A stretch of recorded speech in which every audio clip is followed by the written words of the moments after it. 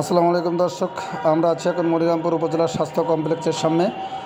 এখানে ভয়াবহ এক সড়ক দুর্ঘটনা ঘটে গেছে একটু আগেই।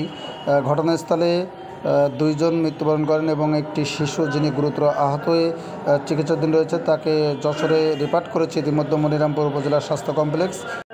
মালবাহী ট্রাকটি চুপনগর যশোর যে রোড আছে সেই রোডে যাতায়াতের সময় সড়ক দুর্ঘটনা হয় এবং ঘটনাস্থলে দুইজন মারা যায়।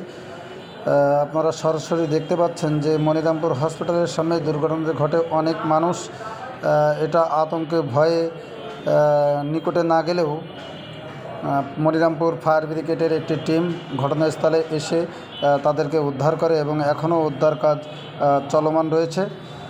তো বিশেষ করে এই সড়ক দুর্ঘটনাগুলো ঘটে এই যে ব্যাটারি চালিত ভ্যানগুলো নিয়ন্ত্রণহীন একটি ভ্যান, যেটা দ্রুতগামী থাকার কারণেই এই সড়ক দুর্ঘটনা ঘটেছে বলে স্থানীয়রা জানায়।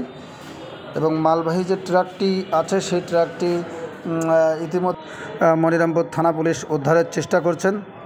তো সাথেই থাকুন আমাদের।